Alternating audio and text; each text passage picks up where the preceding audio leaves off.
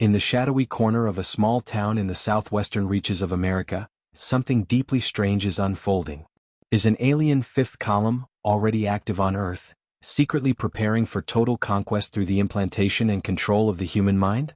Have U.S. military forces perished in direct combat against hostile gray extraterrestrials, only for these beings to seize control of one of our most secret underground bases? And has the New World Order forged a profane alliance with this sinister group of ETs?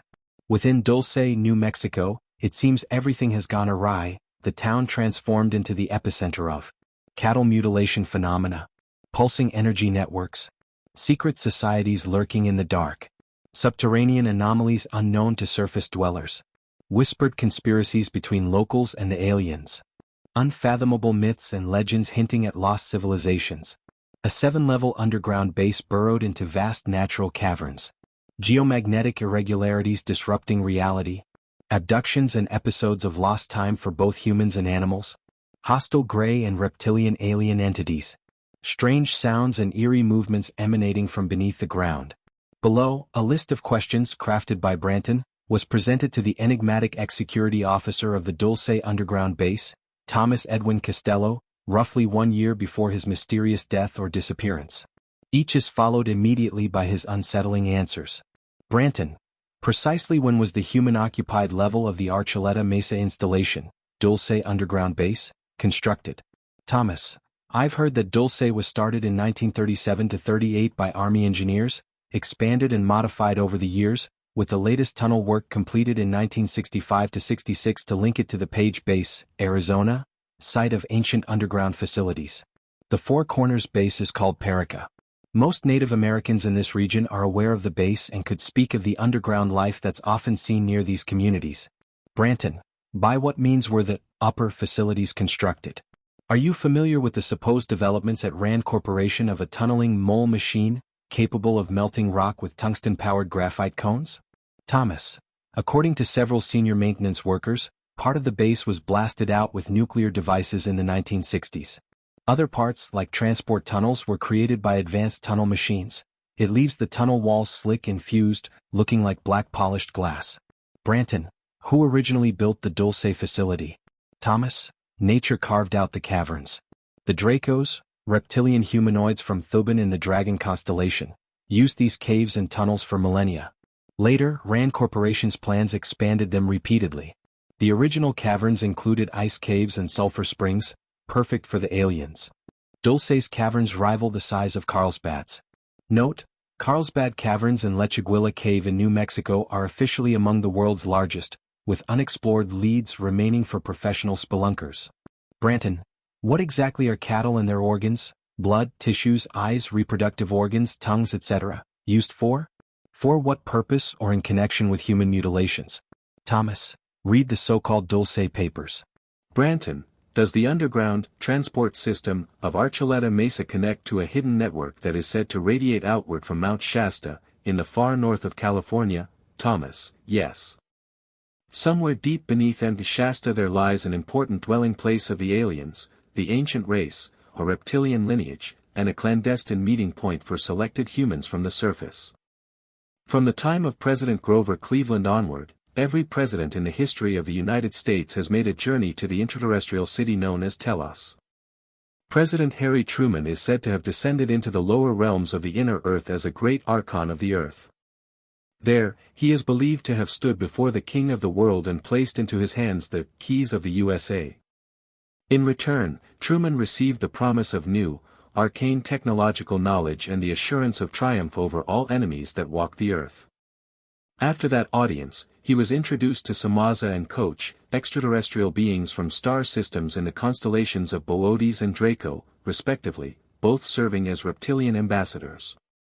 Truman revised Treaty 100, which began in 1933, under Roosevelt, and demanded access to technology related to electromagnetism, to forbidden knowledge, and to experiments that probed the dark ocean of space. Khoach consented, and Samaza consented only in part. Truman traded living hostages for genetic experiments and breakthroughs in electromagnetism, but the doors to space technology and beam weaponry were slammed shut with a cold veto. Branton: did you notice any involvement of high-level Freemasons, Rosicrucians, or Jesuits in that underground installation shared with the aliens? This question follows the assumption, made by certain researchers, that many Masonic lodges were, beginning around 1776, infiltrated by the Bavarian Illuminati. Note, these lodges were always controlled, not merely infiltrated, by the Illuminati, who manipulate and command all Freemasons. Thomas: Yes, I did notice, but that is a treacherous question, and I will not walk further down that corridor. I am not a Mason, nor a member of any other hidden group or secret society. There is, however, one organization of which I am a member, in the USA. That group is commonly known as the Central Unit. And it is my peculiar pleasure to say that I am also a member of the Subgalactic League of Costa Rica, spoken with a hint of irony. Branton: Is there any truth to the claims that the CIA and the aliens established covert bases on the Moon and also on Mars? Thomas: I have heard such whispers as well, but no proof has ever crossed my own eyes. The aliens are said to maintain bases on several of the moons of Jupiter and Saturn, hidden in the cold and the dark. The CIA does move in the shadows of foreign nations, but I have never heard that its reach extends to other planets. Branton: Have you ever heard anything, even in rumor, that suggests there may be levels deeper than Ultra 7 at the Dulce Base and, if they truly exist, what is done in those depths? Thomas: Yes. But your guess is as good, or as haunted, as mine. There has been a great deal of whispered talk about such levels, but whispers do not guarantee that those depths are real. Still, I can tell you this: I saw elevators locked behind off-limits warnings, forbidden unless you carried a Umbra-type pass or a security clearance even higher to breach that unseen area. In that base, information is handed out strictly on a need-to-know basis, nothing more, nothing less. My security pass was Ultra 7 level. Branton: Some insist that the secret government of the United States created its own UFO-style craft, based largely on hidden anti-gravity experiments first carried out by German Nazi scientists during the Second World War. Have you ever heard anything of this? Thomas: When I was working in image security, I heard many hushed conversations about such machines. I never saw unquestionable proof, but once, while in the Air Force, I developed a roll of film that captured a UFO identical to the one George Adamski claimed to have seen, this one bearing a swastika on its side. Note, in a letter from RJM, of Pennsylvania dated 013191, he wrote: I have a lot of UFO videos, and I also have The Secret Land, a film made in 1947. This video shows the Bunger Oasis region in Antarctica and claims they discovered warm land at the South Pole. A German author says the Nazis clashed with Admiral Byrd's forces. At the end of the film it says, Byrd's 4,000 soldiers fought and supposedly defeated the Nazis in Antarctica. I do not think they were talking about the weather. Another source claimed that there were heavy losses on both sides, and that the battle for Antarctica against the Nazis of the so-called Last Battalion, who had dug themselves into underground bases beneath the mountains of New Schwabenland in Antarctica, ended not in victory, but in a chilling stalemate. Branton: Why did Adolf Hitler and Eva Braun commit suicide, after Hitler had poured so much fury into executing more than 5,000 Nazi officers he suspected of plotting his death in the Wolf's Lair bunker, especially if he had secretly escaped to a polar Nazi stronghold at the South Pole? Thomas: The March 18, 1994 edition of The Plain Dealer, Cleveland, Ohio, carried an AP story titled, Doctors Found That the Burned Body Found in the Bunker Could Not Be Hitler's.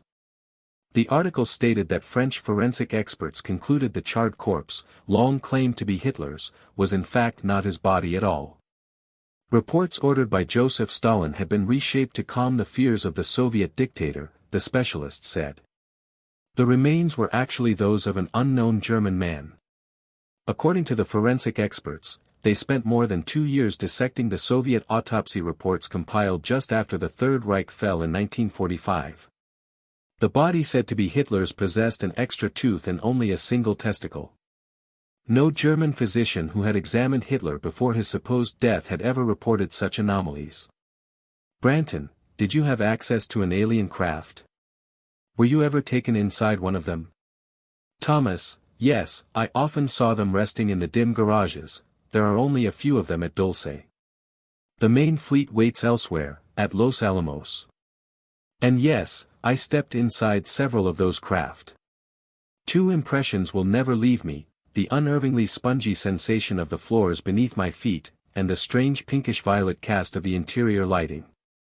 The crew explained that, in flight, the floor's surface wrinkles like living skin, and the violet glow shifts into a blazing, icy white-blue.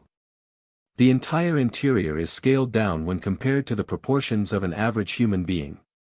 The rooms were curved and narrow, yet once inside, the ship felt much larger than it appeared from the outside, as if space itself bent around it. In some of the outermost, peripheral sections, the structure seemed to possess senses of its own, almost alive and aware. I was never brought deep enough to fully explore that living core.